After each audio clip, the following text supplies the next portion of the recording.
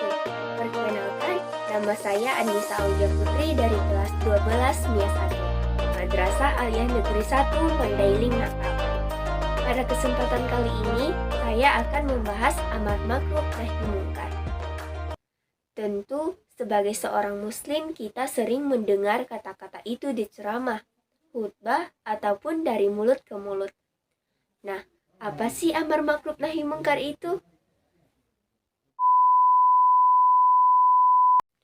Menurut Kamus Al-Munawwir Arab Indonesia terlengkap, bahwa arti amar adalah memerintahkan, ma'ruf artinya adalah kebajikan, nahi artinya melarang atau mencegah, dan mungkar artinya adalah keji. Selain itu, ma'ruf juga diartikan melaksanakan apa yang diperintahkan oleh Allah Subhanahu wa Ta'ala dalam kitabnya atau melalui lisan Rasulnya Muhammad Shallallahu Alaihi Wasallam. Sedangkan yang mungkar diartikan apa yang dilarang oleh Allah dalam kitabnya atau melalui lisannya Muhammad Shallallahu Alaihi Wasallam. Dinamakan ma'ruf karena jiwa yang sehat akan mengenalinya dan mengetahui kebaikannya serta menerimanya dan akan terus melakukan perbuatan yang makruh. Dan dinamakan mungkar karena jiwa yang fitrah dan sehat akan mengingkari dan menjauhi serta menjelekkan perbuatan tersebut. Arti amar ma'ruf nahi munkar secara terminologi ialah mengajak kepada perbuatan yang baik dan mencegah kepada perbuatan yang mungkar. Secara etimologi, amar berarti adalah perintah, ajakan, anjuran, himbauan, bahkan juga berarti permohonan. Sedangkan ma'ruf artinya baik, layak, dan patut. Nahi berarti melarang atau mencegah, dan mungkar berarti durhaka. Sedangkan menurut Imam Ghazali, amar ma'ruf nahi munkar adalah dua perkara tersebut usuluddin. Dengan kedua perkara tersebut terwujudlah tujuan dari keputusan nabi-nabi. Adapun dalil Al-Quran yang menjelaskan tentang amar ma'ruf nahi munkar adalah pada Quran Surah Ali Imran ayat 104. Bismillahirrahmanirrahim. Waltakum minkum ummatun yad'una ilal khairi wa ya'muruna bil ma'rufi wa yanhauna 'anil munkar wa ulaika humul muflihun.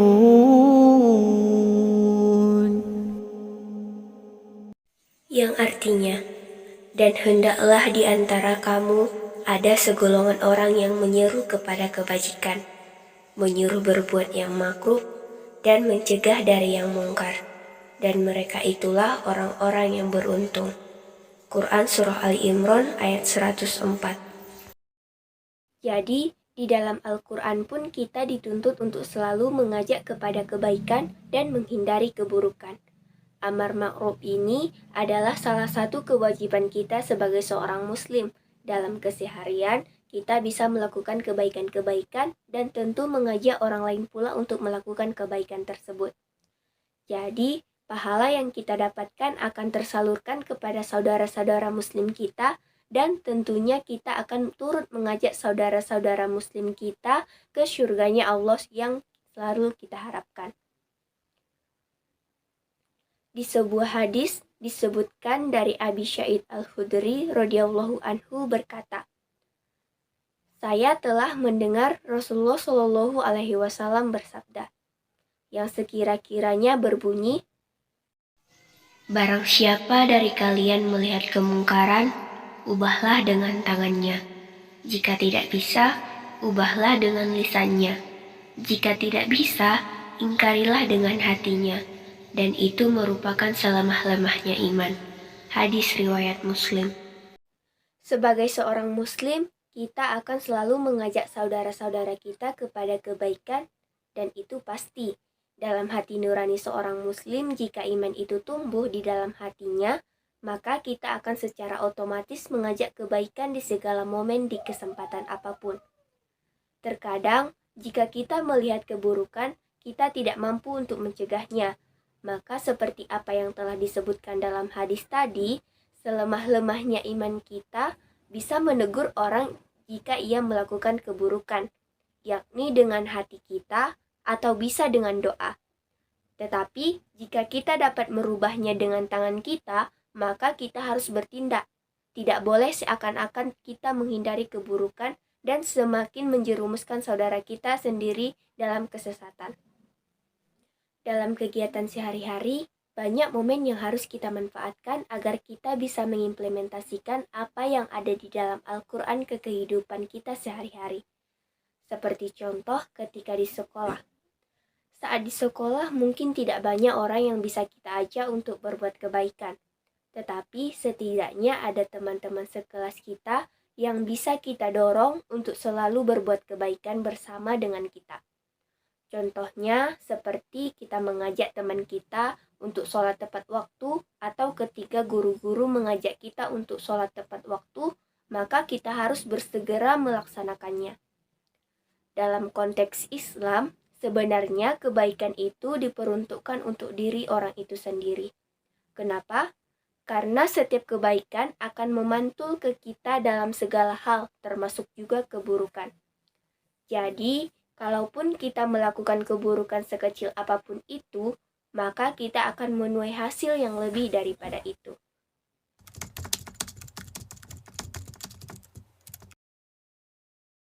Allahu Akbar, Allahu Akbar,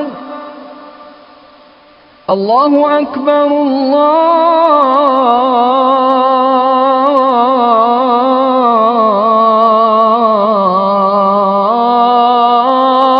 Akbar.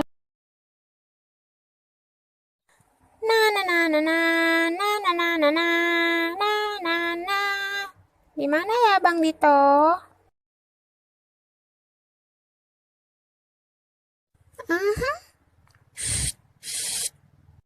Siapa itu?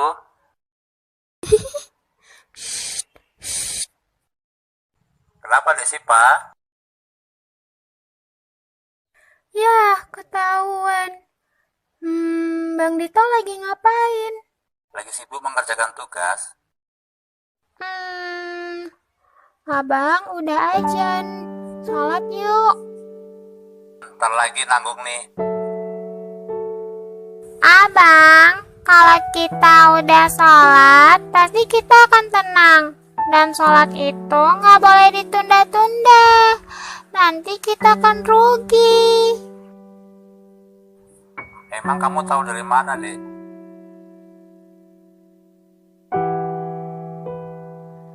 Di dalam Al-Quran, Bang Dito, firman Allah, hai orang-orang yang beriman, janganlah harta bendamu dan anak-anakmu melalaikan kamu dari mengingat Allah.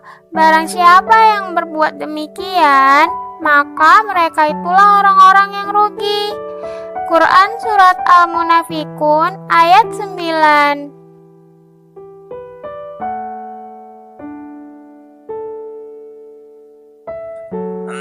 Abang takut. Siva pun juga takut. Ya udah, kita sholat yuk, agar kita dicintai Allah. Dan semoga Allah memberkahi kita semua ya Bang. Iya, terima kasih ya, udah ingat ya Abang. Yuk Bang, Abang jadi imam ya. Iya adikku. Untuk itu, marilah kita senantiasa menegakkan amar ma'ruf nahi mungkar pada diri kita sendiri, keluarga, masyarakat, dan bangsa kita, bahkan seluruh manusia. Sungguh inilah jalan keselamatan dan pintu menuju keberkahan. Namun, jangan lupa untuk meluruskan niat serta meningkatkan kualitas ilmu dan amal. Curahkanlah kebaikan kepada seluruh manusia dengan penuh kasih sayang. Berteladanlah kepada Nabi Shallallahu Alaihi Wasallam dan generasi terbaik umat ini dalam menjalankan tugas takwa yang mulia ini.